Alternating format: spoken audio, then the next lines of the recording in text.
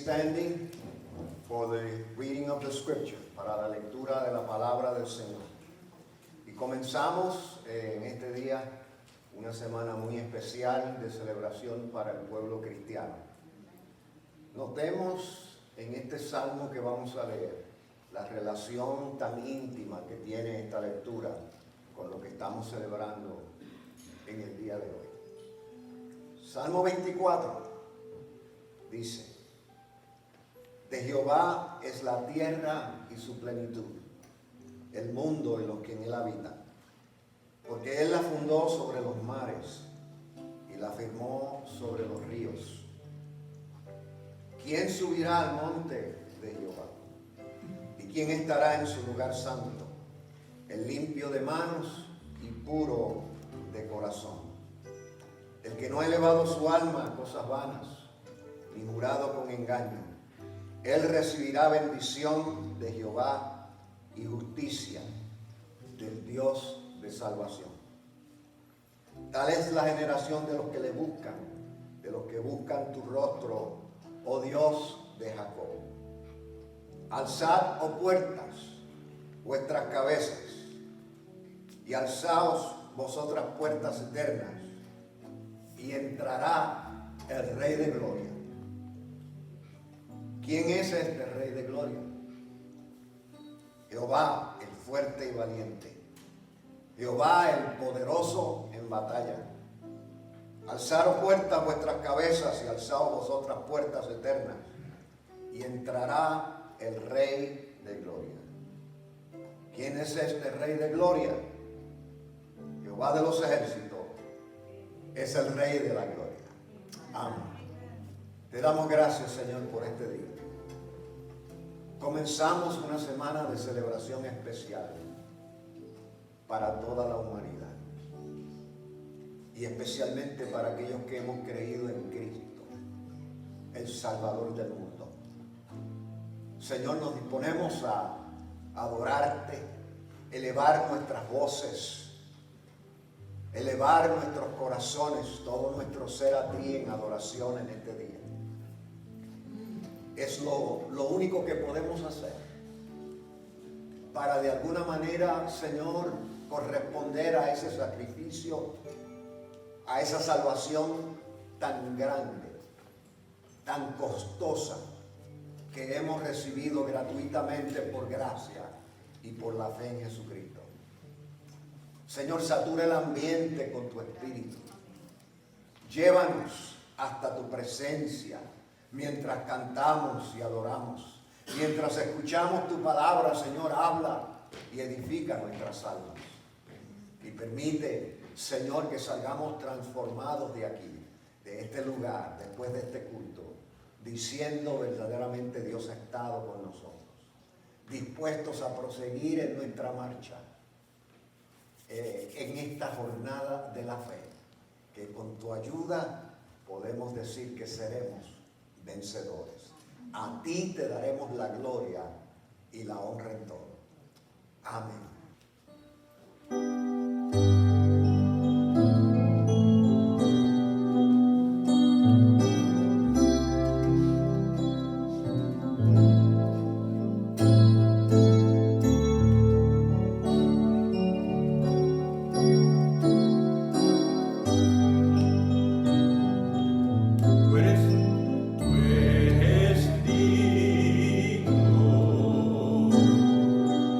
When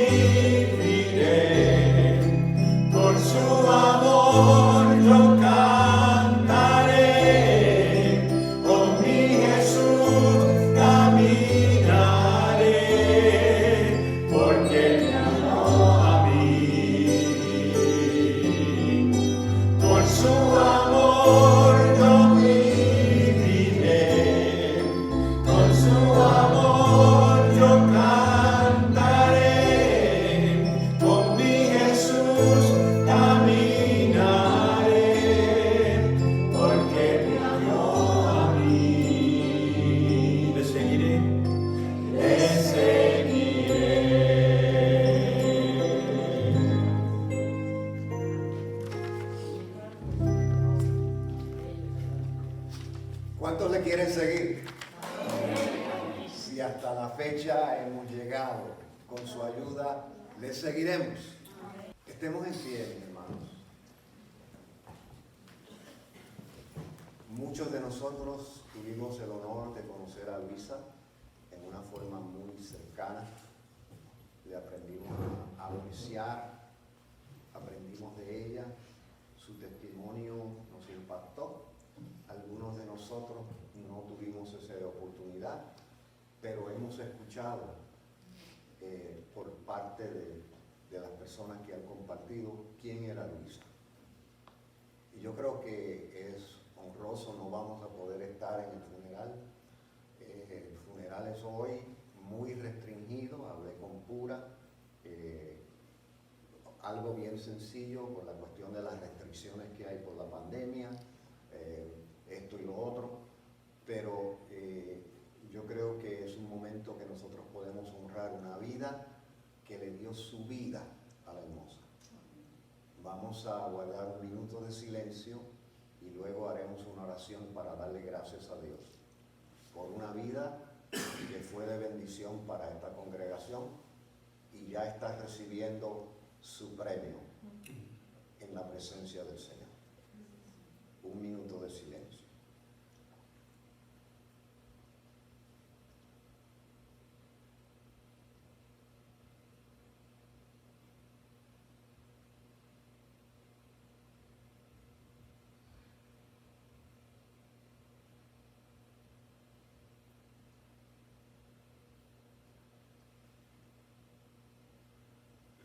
Te damos gracias, Señor, por quien en vida fue en este mundo, Luisa Marzán.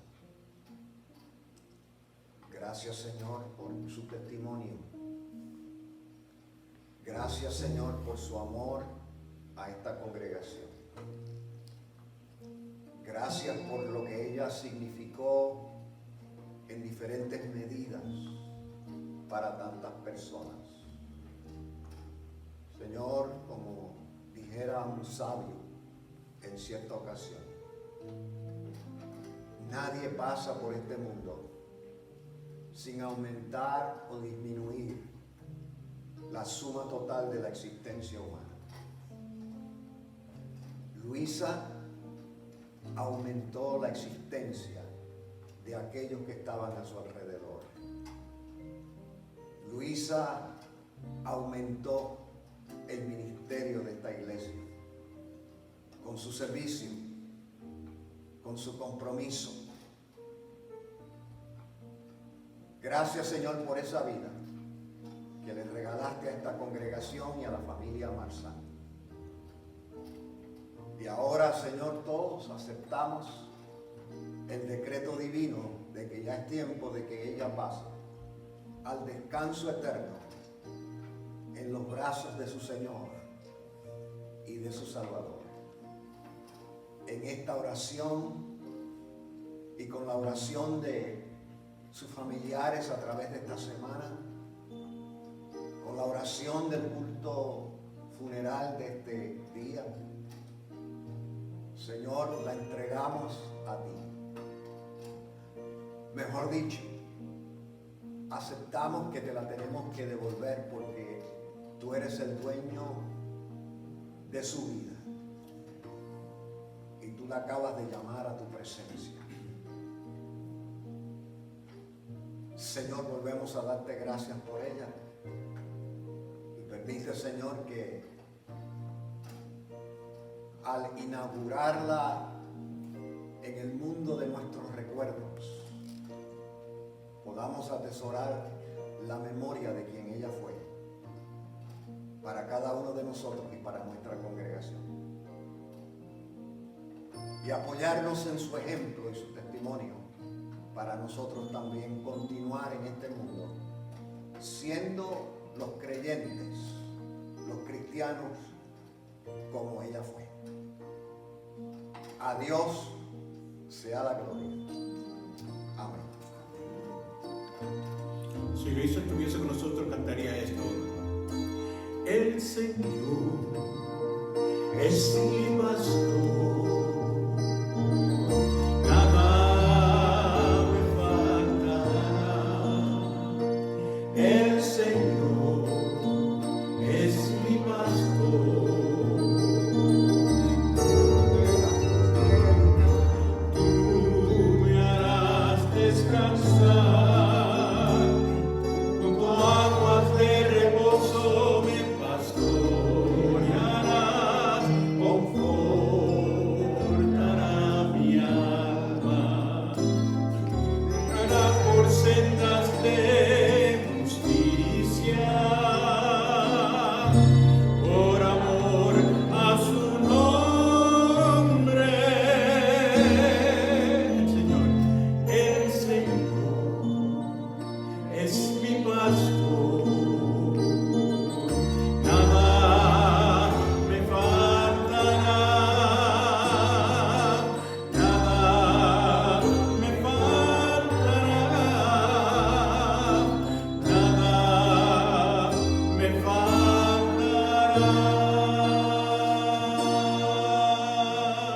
Continuamos tocando esa melodía instrumental mientras usted levanta sus manos. Si tiene una petición a favor suyo o a favor de alguien, un ser querido, levante las manos. La reverenda Miriam va a orar por estas manos que están levantadas. Y luego de su oración volvemos a cantar el cántico El Señor es mi pastor. Una vez más. Reverenda Miriam, presente nuestras peticiones al Señor. Santísimo Padre Celestial, soberano Rey, Dios, excelente, Padre amado, venimos delante de tu presencia con agradecimiento, Padre, con adoración, Señor, dándote las gracias, Padre, por todo lo que tú has hecho en nuestra vida, en la vida de nuestros seres queridos, Padre, te suplicamos por todos los que están involucrados, por los que están tristes, por los que están en opresión, por los que están en grandes dificultades, Padre, te suplicamos que pose tu mano sanadora, tu mano virtuosa, tu mano poderosa, tu mano que restaura, tu mano que levanta, obra en cada vida, obra en cada corazón. Padre amado, pon en nuestras almas esas ansias de alabarte, de glorificarte, Jehová, y aceptar todo lo que tú haces, Jehová. Padre, te suplicamos por aquellos que no estén aquí presentes en este día, Jehová. Bendícelos, como quiera que estén, fortalécelos, Jehová. Y nosotros nos guardaremos de darte a ti toda la gloria, toda la honra, Dios amado, por todo lo que tú has hecho y vas a hacer. En el nombre de Jesús, a quien todos adoramos y honramos en este día. Amén. El Señor es mi pastor, nada me faltará. El Señor es mi pastor, delicados pastos, tú me harás descansar, junto a aguas de reposo me pastoreará, confortará mi alma, guiará por sendas de justicia, por amor a su nombre. El Señor es mi pastor, nada me faltará, nada me faltará, nada me faltará.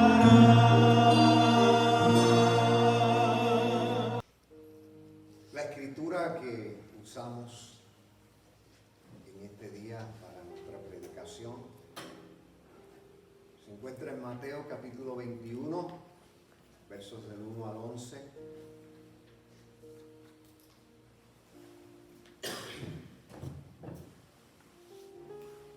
Dice la palabra del Señor: cuando se acercaron a Jerusalén y vinieron a Betfagé, al monte de los olivos, Jesús envió 2 discípulos diciéndoles: id a la aldea que está enfrente de vosotros y luego hallaréis una asna atada y un pollino con ella. Desatadla y traédmelos. Y si alguien os dijere algo, decid: el Señor los necesita, y luego los enviará. Todo esto aconteció para que se cumpliese lo dicho por el profeta cuando dijo: decid a la hija de Sión, he aquí tu rey viene a ti, manso y sentado sobre una asna, sobre un pollino, hijo de animal de carga. Y Y los discípulos fueron e hicieron como Jesús les mandó, y trajeron el asna y el pollino y pusieron sobre ellos sus mantos, y él se sentó encima.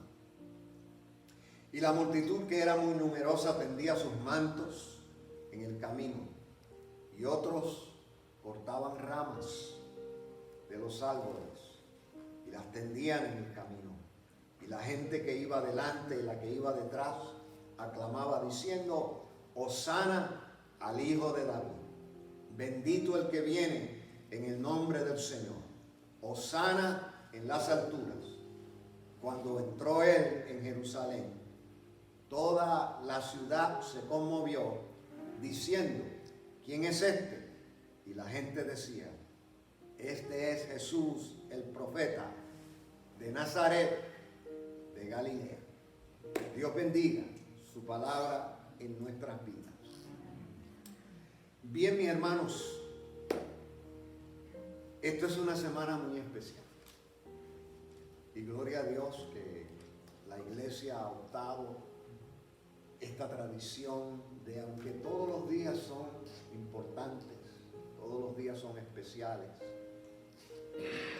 pero el pueblo de Dios también debe sacar temporadas, ocasiones y días para celebrar en una forma especial. Y esta semana es una semana muy especial porque es la semana donde comienza el proceso de la salvación en términos del sacrificio de nuestro Señor Jesucristo, para comprar por medio de ese sacrificio nuestra salvación. ¿Quiere usted una razón más poderosa que esa para celebrar esta semana? Se le llama Semana Santa, aunque todas las semanas son santas.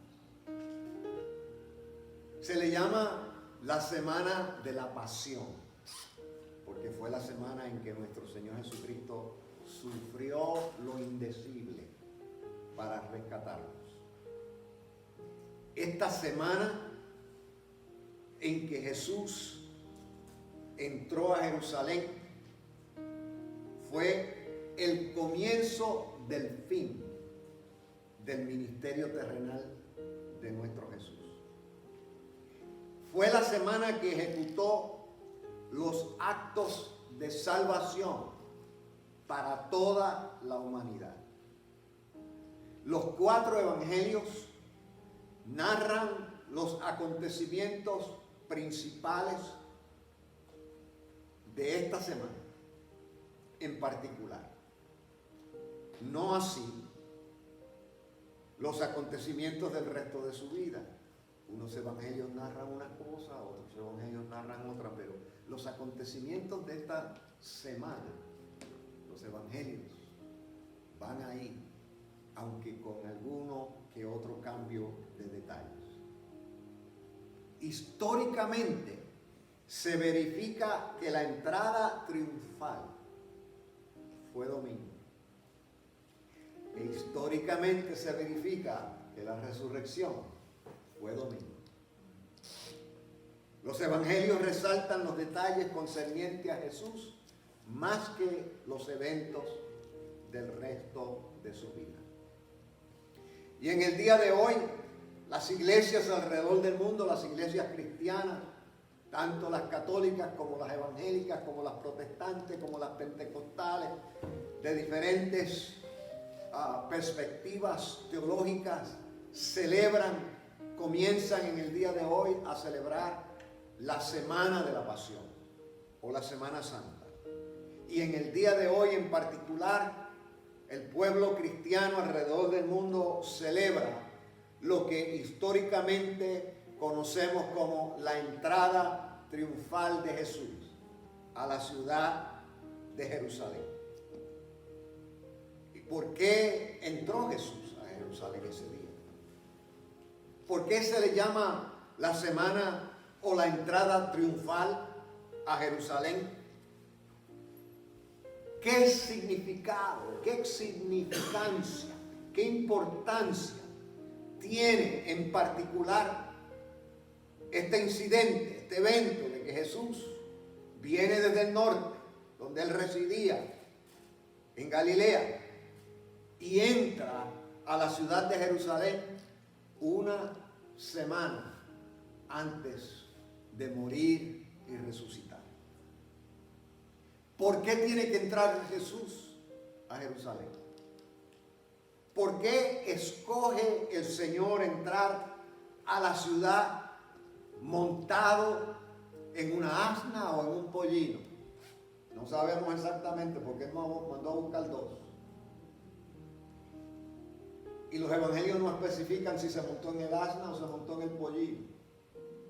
Solamente podemos, por conjetura, decir que se montó en el pollino porque hay una profecía sobre eso.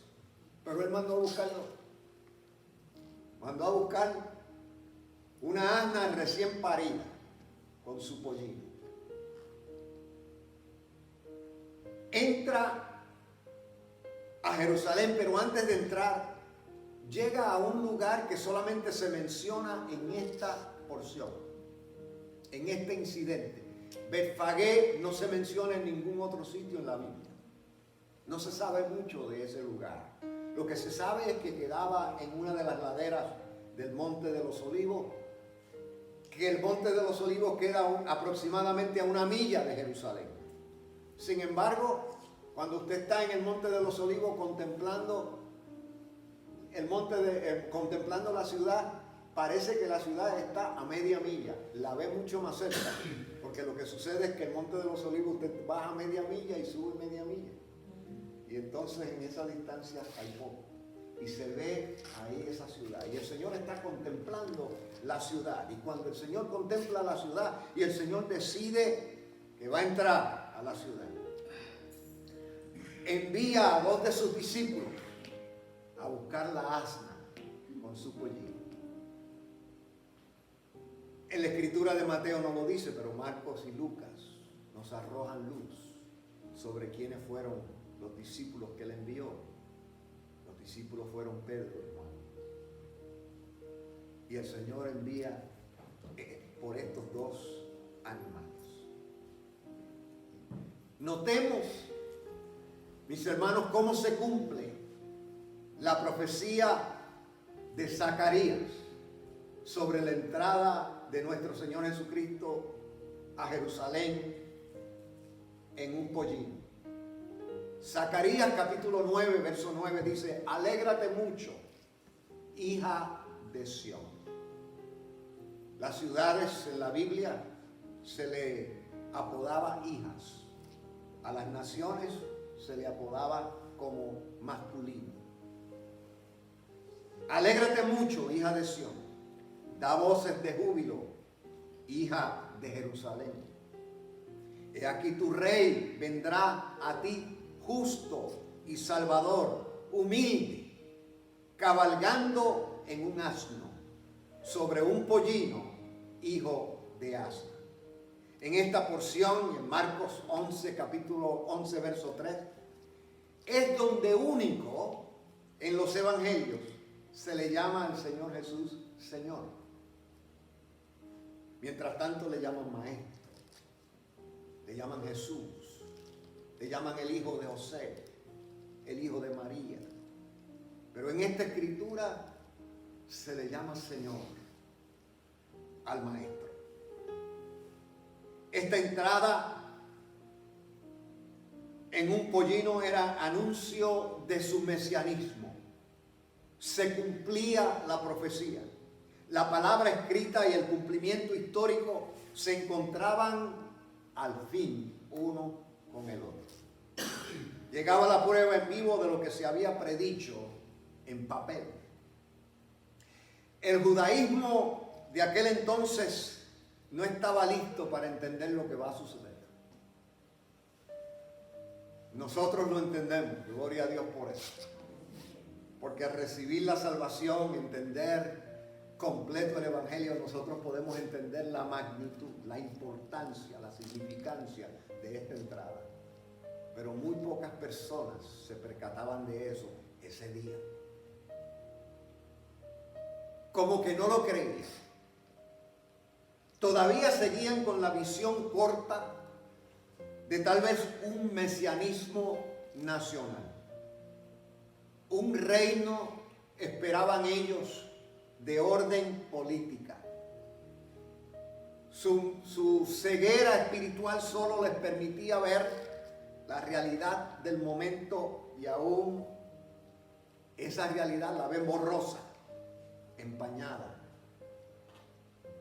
El imperio romano con sus poderes políticos, económicos y militares los tenían, como decimos los puertorriqueños, en babia.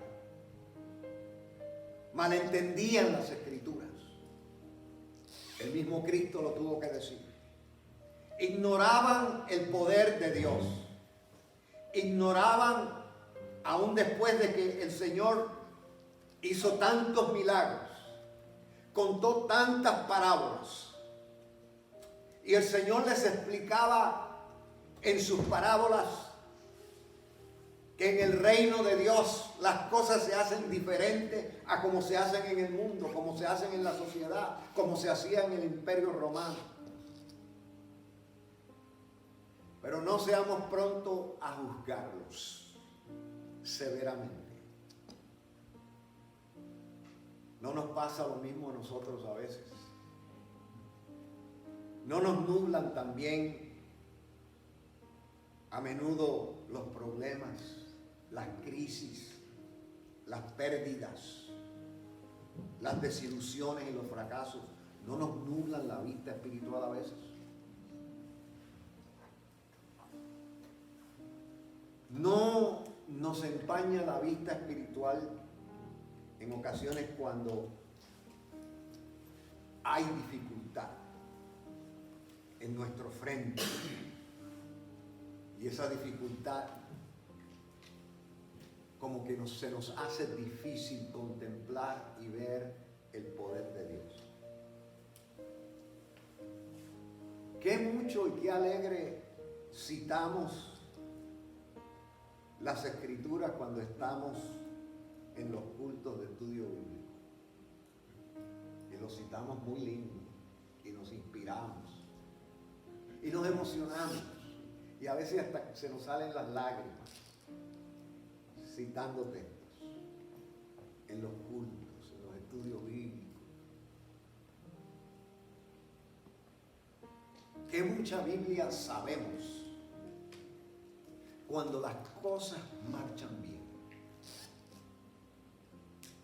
Que muchos textos recordamos cuando todo está de maravilla. Pero qué fácil se nos olvidan esos textos. Los textos más hermosos, más esperanzadores de la palabra de Dios, como que se desaparecen cuando llega la prueba. Cuando las cosas no marchan como nosotros quisiéramos, qué ligero se nos olvidan las promesas de Dios. La esperanza de los judíos religiosos se había desaparecido, cabalgando en los caballos blancos y briosos de los generales romanos. Y el pueblo judío lo que ve es los emperadores, los líderes romanos, entrando a Jerusalén cada vez que le da la gana, en caballos briosos, caballos blancos, caballos enormes, caballos preciosos. Yo no sé cuántos de ustedes les gustan los caballos. A mí me encantan ver los caballos. Encuentro que es uno de los animales más lindos que hay. No me pierdo las 3 carreras que dan de caballos. No apuesto porque eso es, según la hermosa, eso es pecado.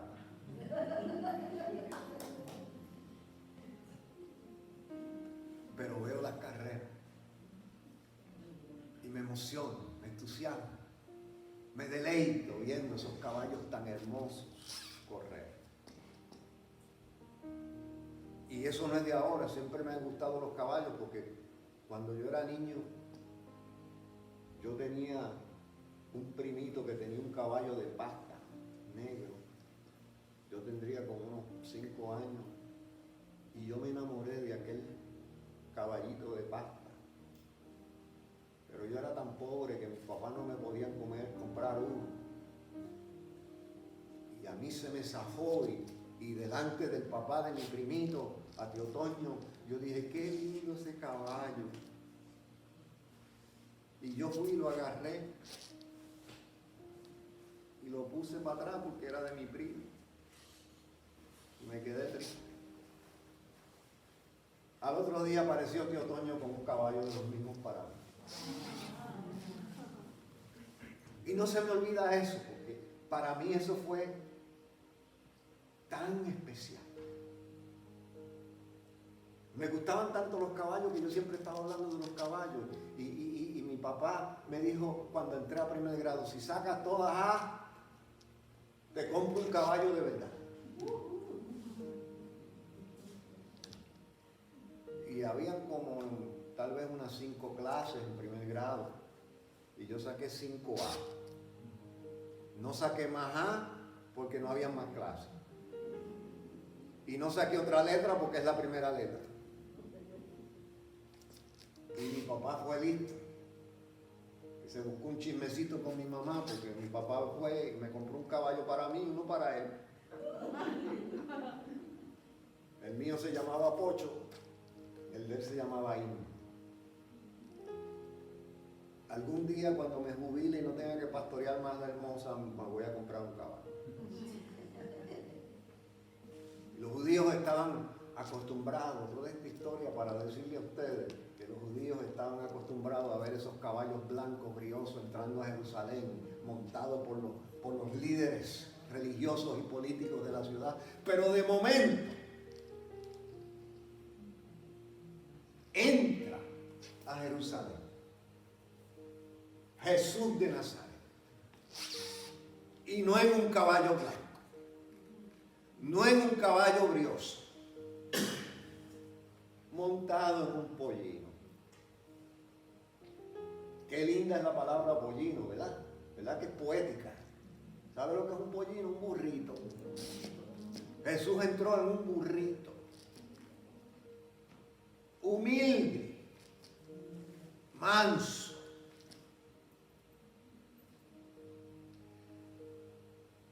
Le he dicho en los estudios y la palabra de Dios nos continúa enseñando a nosotros que en el reino de Dios las cosas se hacen diferentes. No es la pomposidad lo que caracteriza el Evangelio, es la humildad lo que caracteriza el Evangelio. No es la grandeza de los hombres. Es la grandeza de Dios que levanta al caído, que levanta al pequeño, que levanta al humilde.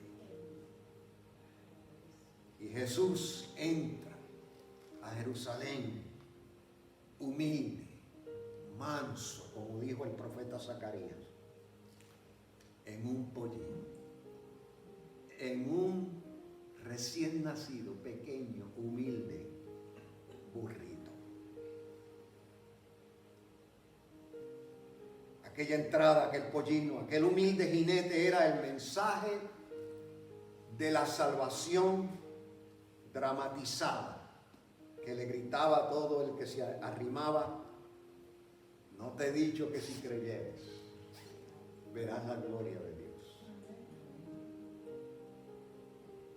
Y mientras que los religiosos de la época, unos se ausentaron, otros se confabularon contra el Santo de Israel, los pobres, los humildes, los mancos, los ciegos, los marginados, aprovecharon la ocasión. Y permítanme hacer una conjetura de lo que yo entiendo en las Escrituras. Anterior al momento en que Jesús entra en Jerusalén, desde que en el Evangelio de Lucas se anuncia que Jesús preparó su rostro para ir a Jerusalén, dice que multitudes le acompañaban. Él hizo milagros en todo ese camino, aproximadamente 150 millas. Eso es como venir de Long Island para acá a pie. Y yo creo que cuando Jesús entró en Jerusalén, ya hay una multitud que le viene siguiendo desde allá arriba. Viene siguiendo a su maestro, le vienen acompañando. Vienen los que él sanó, vienen los que él enseñó, vienen los que él tocó y le reciben con ramos, alfombra el piso, alfombran la carretera para que pasara su rey espiritual y daban voces diciendo: Hosana, bendito el que viene en el nombre del Señor. Y Jesús entra triunfal. No nos equivoquemos. Lo van a matar. Va a ser víctima esa semana. Pero entró triunfal. Entró triunfal porque Jesús vino para ellos y para nosotros. Cristo vino también para los humildes. Cristo vino para los pobres. Cristo vino para el que cree y no pierde la esperanza. Y entró triunfal porque también tal vez había un grupo y tal vez había muchos, tal vez no había muchos.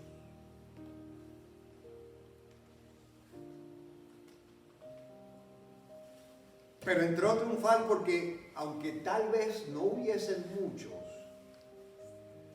y tal vez no estaban todos los que tenían que estar, pero estaban los que creían, estaban los que esperaban, estaban los de la fe que no se rinden ni caducan. Cristo vino para todos, pero solo entra triunfal en los que creen, en los que le esperan. Pero Cristo murió para el mundo entero. Y aunque Cristo murió para el mundo entero, porque de tal manera amó Dios al mundo, que dio a su Hijo unigénito para que todo aquel que en Él crea no se pierda, mas tenga vida eterna. Aunque Cristo murió para el mundo entero, solo se salvan los que creen. Solo se salvan los que le llaman y le proclaman Rey en sus vidas. ¿Por qué tiene que entrar Jesús a Jerusalén? ¿Por qué es esta visita tan inoportuna para muchos y oportuna para otros? Tan contradictoria para algunos y de tanto triunfo para otros. ¿Por qué ahora? Si antes el Señor apenas entraba en Jerusalén. Su ministerio siempre fue de afuerita. Llegaba a los suburbios de la ciudad y de allí no pasaba. Lo más cercano que le vemos a la ciudad de Jerusalén durante su ministerio es más o menos 1 milla de distancia, contemplándola de lejos, llorando por ella y diciendo entre sollozos: Jerusalén, Jerusalén, tú que matas a los profetas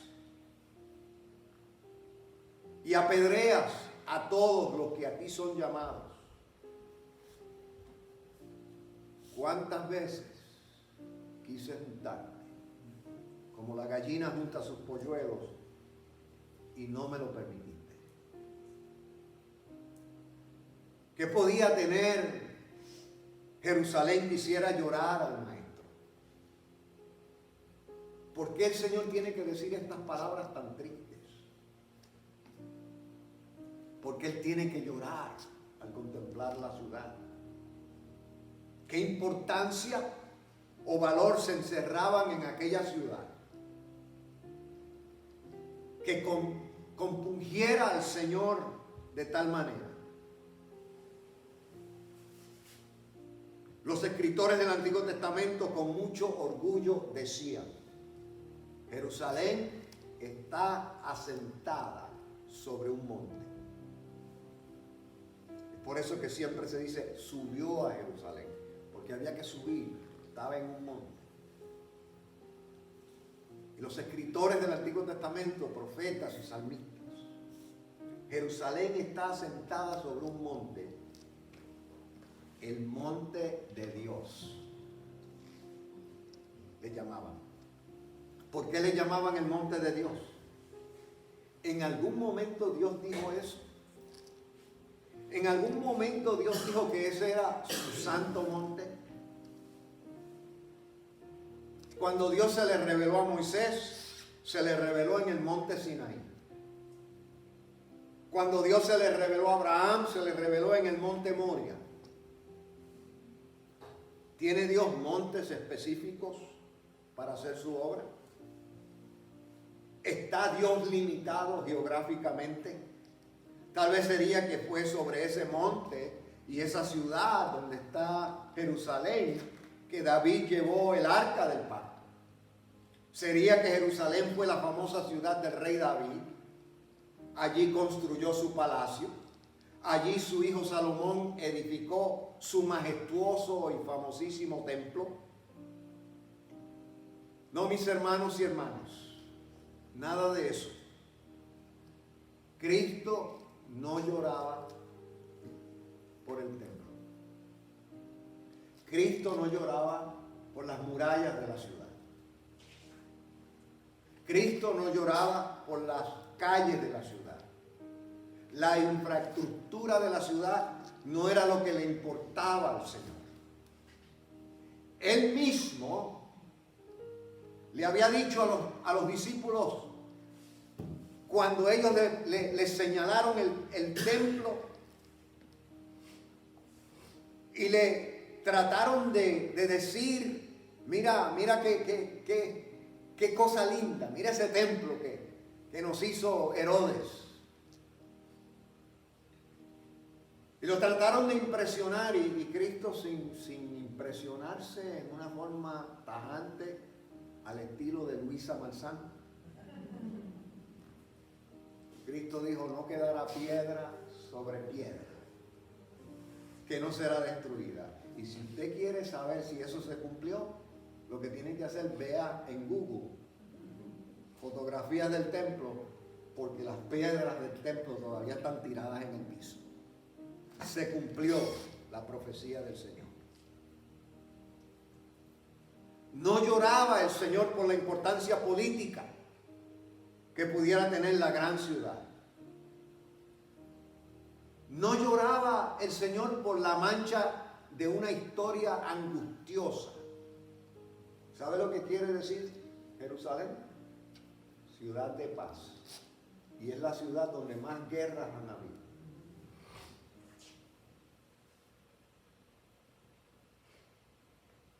También él había dicho,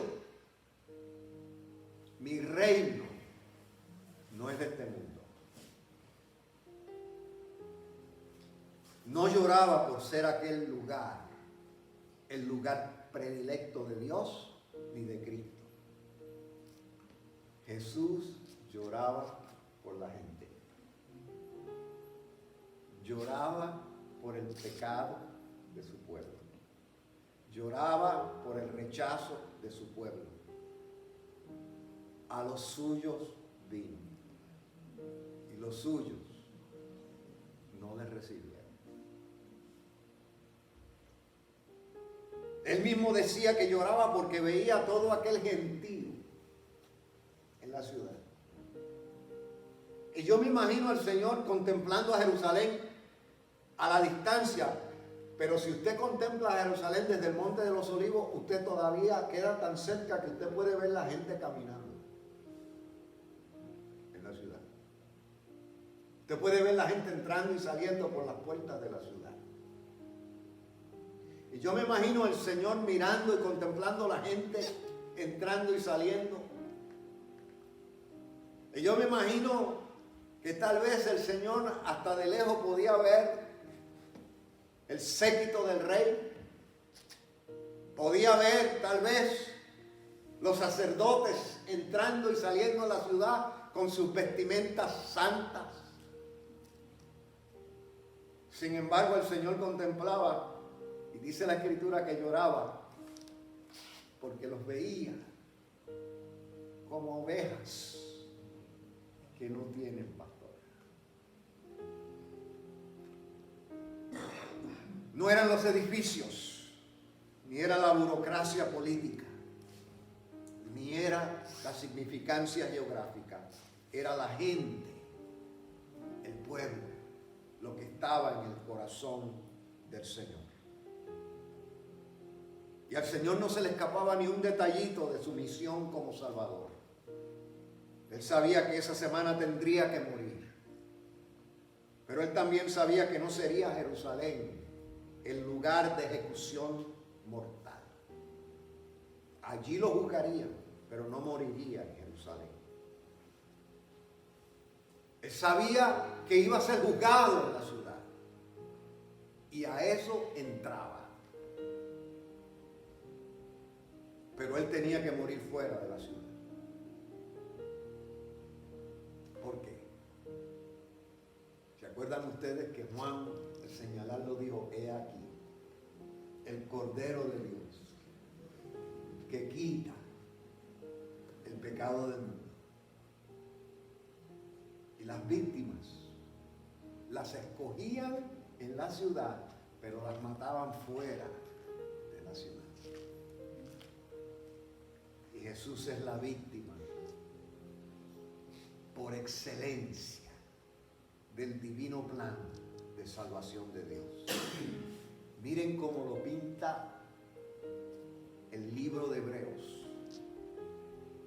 Libro de Hebreos, en el capítulo 13, versos del 11 al 16, dice: porque los cuerpos de aquellos animales cuya sangre a causa del pecado es introducida en el santuario por el sumo sacerdote.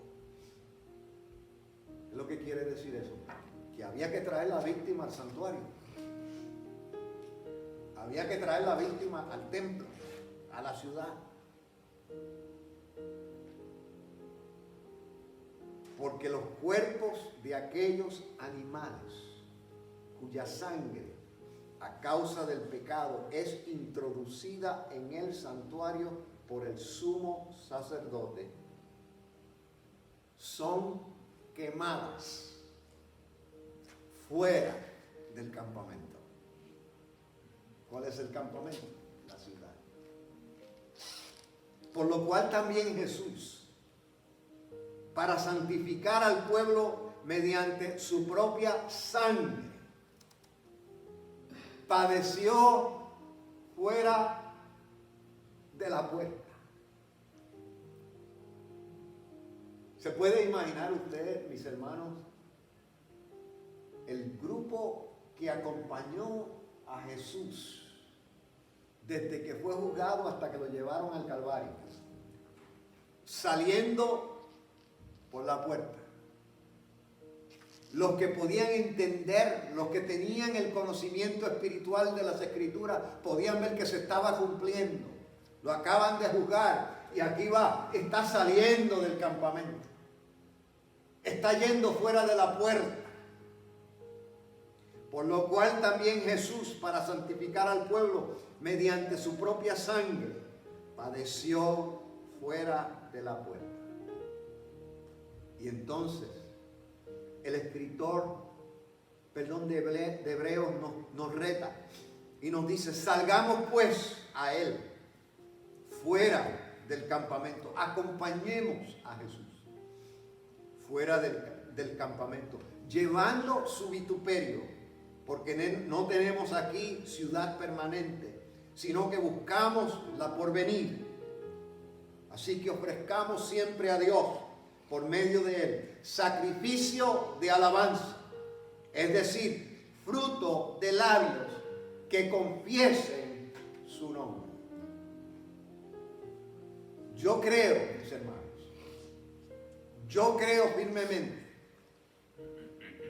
que la iglesia de Jesucristo debe darle más importancia de la que le estamos dando a las alabanzas de nuestra boca, a las alabanzas de nuestros labios. Cuando el músico principal de nuestro culto nos insta a alabar a Dios, alabe a Dios. Hágalo de corazón, hágalo con toda su alma. Cuando la palabra de Dios lo toque, diga en su corazón, alabado el nombre del Señor.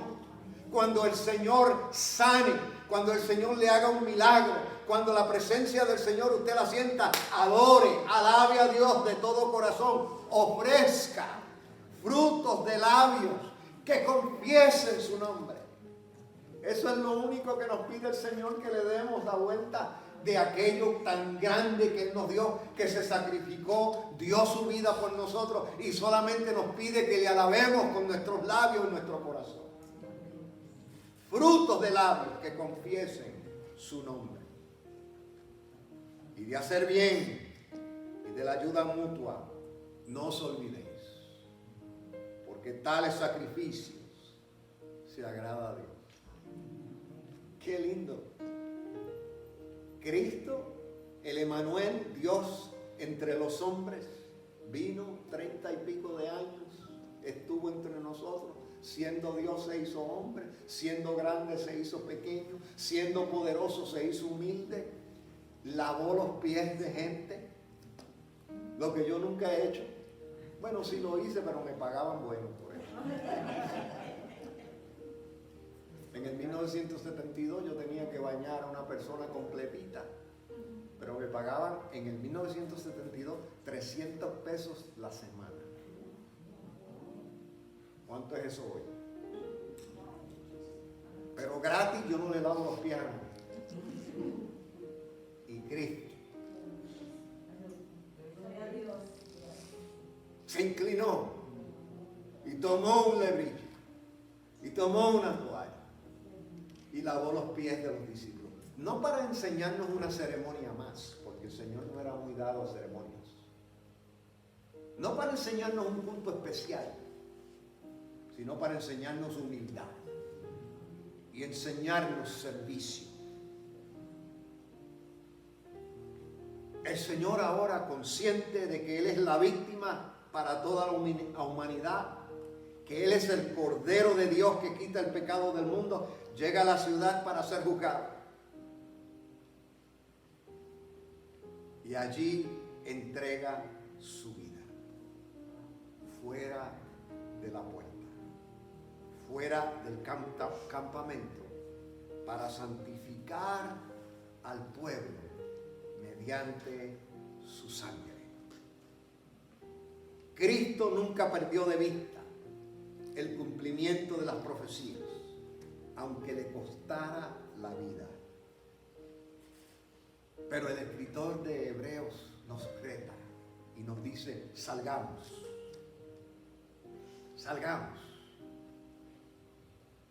Y yo me puse a pensar en esto.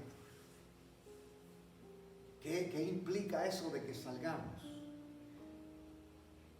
Y usted puede leer esta escritura, meditar en ella, orar y pedirle a Dios, Dios, ¿qué tú quieres?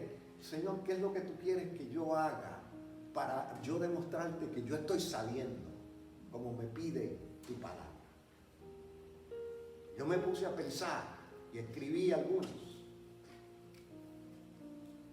que yo me imagino que esto es lo que quiere decir, pero estoy seguro que aquí no están todos. Y yo pensé, salgamos de nuestro conformismo religioso para que el mundo entero se empape del evangelio de esperanza. Salgamos del convencionalismo religioso para que el excluido entre y se agregue al reino de Dios. Salgamos de la rutina de un evangelio de solo eventos religiosos y acompañemos al Señor fuera del campamento en el evangelio de servicio.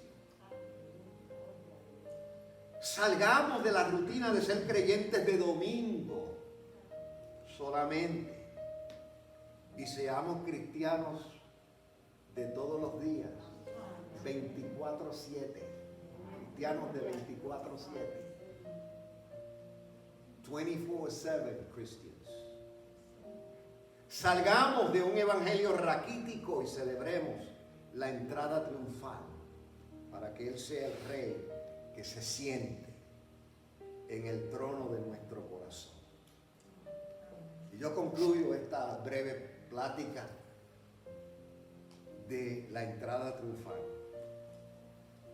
contándoles una breve e interesante leyenda. No es una historia verídica, es una leyenda, pero lo importante es la verdad que encierra. Y una leyenda que dice que cuando se les repartieron la cruz a mucha gente en cierto lugar, y esa sería la cruz que cada persona en ese lugar cargaría por el resto de su vida, había un joven que empezó a ver que todos los demás cargaban la cruz con facilidad y a él se le hacía pesada, se le hacía difícil y empezó a quejarse dentro de sí mismo y decía: esto no es justo porque a mí me dieron la cruz más pesada. Y él veía a los otros con paso firme y él seguía luchando con la cruz de él. Y él decía: un día de esto me las desquito. Se le ocurrió una idea. Una noche, cuando estaba todo el mundo durmiendo y todo estaba oscuro, él aprovechó la oscuridad y todo el mundo durmiendo y dijo: esta noche yo voy a probar todas las cruces y voy a aceptar la mía y voy a coger la más liviana. Todo el mundo se durmió, se apagaron las luces, todo está en oscuridad y él tiró la de él y empezó a probar las cruces. Esta no me gusta. Esta también está pesada. Esta otra tampoco. No, esta no. Esta está bien.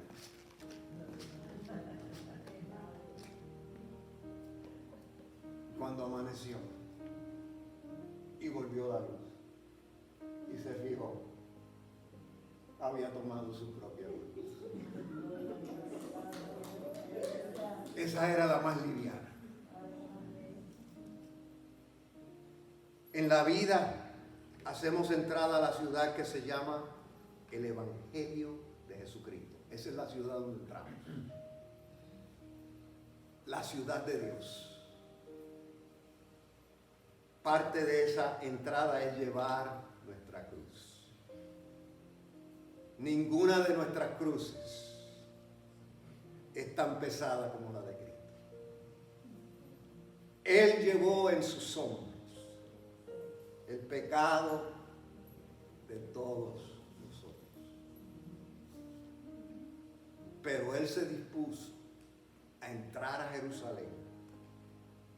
No rehusó llevar su pesada cruz para que la tuya y la mía fueran livianas y pudiésemos caminar nuestro camino de fe en este mundo. A Dios sea la gloria. ¿Cuánto le dan gloria a Dios?